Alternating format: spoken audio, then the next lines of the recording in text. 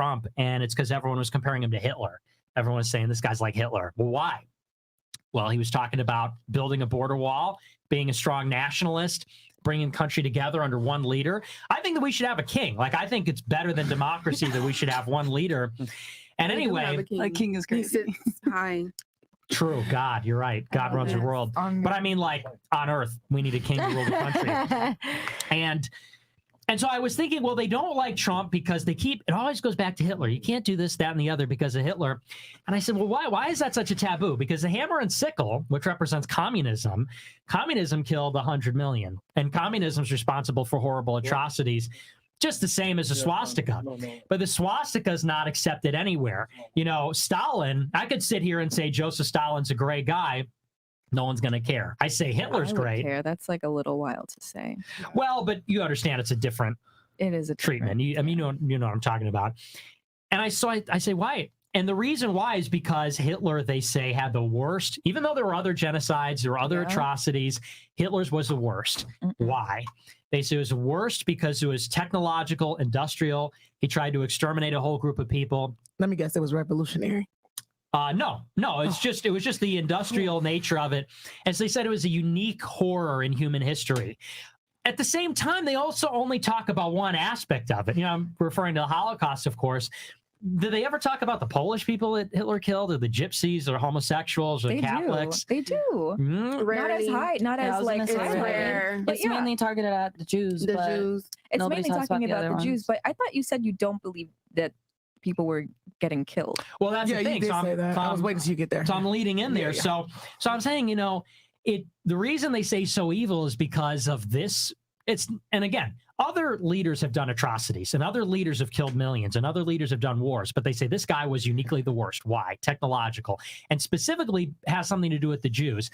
And I said, well, that's kind of an interesting thing, because we have these Holocaust museums everywhere. It's all over the curriculum. It's all over the schools. It's all over the TVs. As I start to dig into it, and you find that one of the preeminent World War II historians in the history of the world, his name's David Irving. He speaks all the languages, French, German, reads all the source documents in the original language. He's like regarded as the #1 historian, makes millions, sells books, widely esteemed by the whole community. He goes in and says, well, there were attributes about the Holocaust which may not be true. Like, for example, a lot of the Jews that died in these camps, they weren't death camps. He says the people that died there, they died because there was disease spreading in the camps. They died because they were running out of food. As Germany lost the war, they were running out of the means to feed the prisoners. The Allies were bombing the railways that provided the food to the camps. And so when you see these pictures of people being shoveled in and that in the mass graves and things like that, maybe it's not gas chambers. Maybe it's not an extermination. Maybe these were people who still unfairly and in a discriminatory way were locked up for being Jewish, but maybe these technological horrors are exaggerated. Maybe the numbers are exaggerated. This guy gets nuked from orbit. They sue him to pieces. They put together a legal team to go over line by line, every word of his books, and they come up with like a dozen discrepancies. He's made volumes and volumes. They come up with like a dozen things, none of them really important, all of them a matter of interpretation, but they destroy the man's life. And I asked myself, because then I interrogate the subject and I find evidence that maybe the Holocaust isn't as it seems. And then I think about the term, if I go out and say that, I get called a Holocaust denier. What other event is treated this way? If I say the Armenian genocide didn't happen, I mean, people say that. But if you get called an Armenian genocide denier, does anyone even know what that means? Does anyone even give a shit? You get fired from your job? No. Even for that matter, and this is some of the stuff Ye was talking about. Ye said, how many black babies are getting aborted? Mm-hmm. You know, if I don't give a shit about that, I face no repercussion. But if I talk about the Holocaust the wrong way, they come from my head. If I say it's one less than 6 million, they kill me. You lose your job. And so I said, and this is just my thesis, again, food for thought.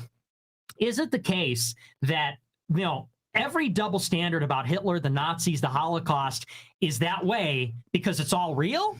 Or is it that way because there's a big industry that's built around that? And insofar as the Holocaust exists, anytime you talk about Jewish media, Jewish slave trade, Israel, Palestine, they say, oh, that's anti-Semitic. You're going to cause another Holocaust. Fired, decapitated, blah, blah, blah.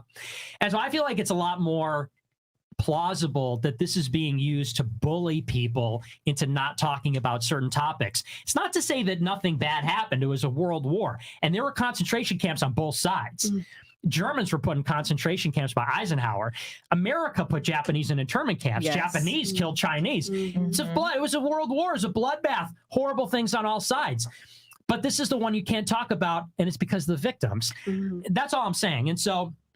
And then you get into the war, and that's a whole other topic. But Hitler brings back the German economy, and Germany was like raped basically after World War I don't mean to use that in an insensitive way, but they were really screwed. I mean, they got blamed for the war. They had this huge debt. Their country was destroyed.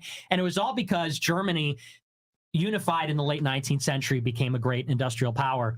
Anyway, so they got totally screwed over. Hitler comes back and says, we're going to strengthen the currency, rebuild the economy, get total employment. We're going to bring back these ethnic German-speaking parts of Germany that were cut off after World War I in Czech Republic, in Austria.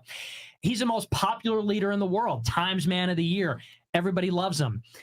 Well, then the British and the French declare war on him for trying to take Danzig, which was all German speakers.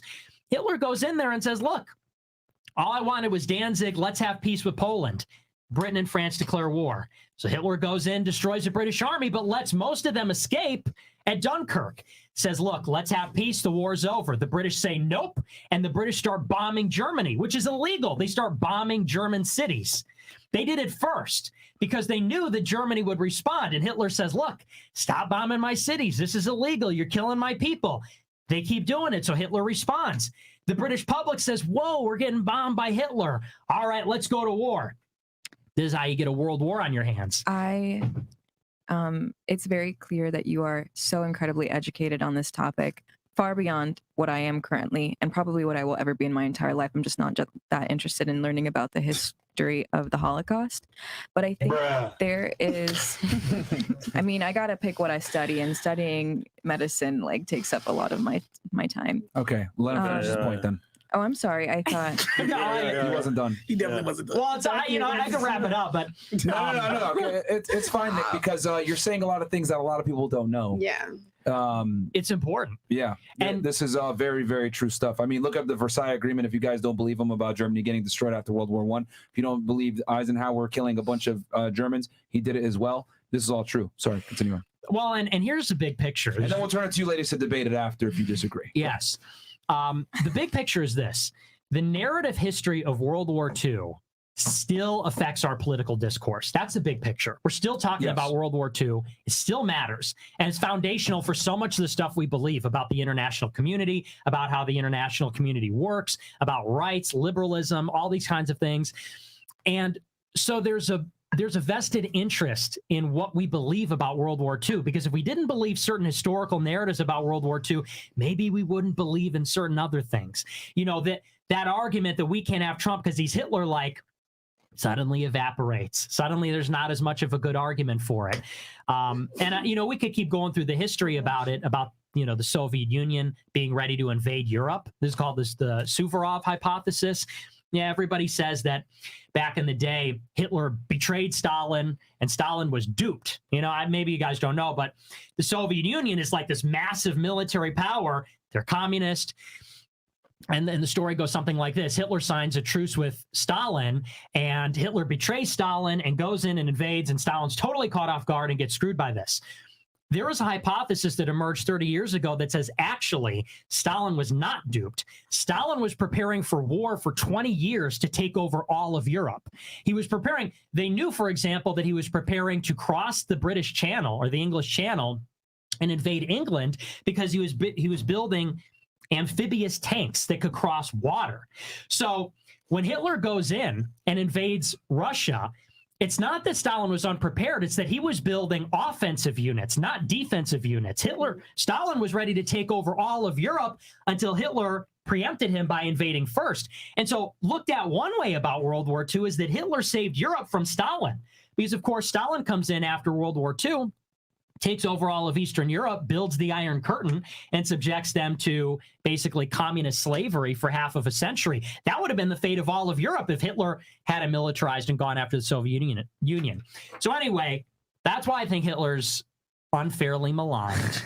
You know, and I'm not in like the fan club or anything, but like this stuff's important because of how it affects American politics. You know, Anybody have anything for that? Thank you for the history. thank you I for think that history. It is important to I'll leave know it. the history. That was so much. All right, literally, Where do I want to stay? Where do I want to start? I think there's a difference. Anybody have anything for that one? This is not their.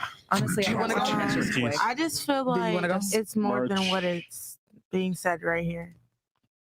Okay, what more is there? Like, Go ahead.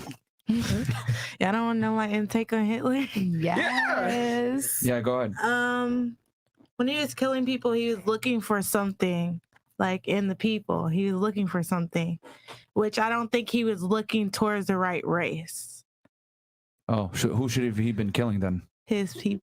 Oh, I'm not gonna speak on that. Though. Wait, what? It's okay. We're on Rumble. Say what Yeah, you yeah, want. Go yeah. ahead. You're safe I here. might think I'm crazy. No, Like, go ahead. yeah, Go. yeah, I mean, yeah. this is your time to shine, girl. Okay, Go ahead. Open ears for this.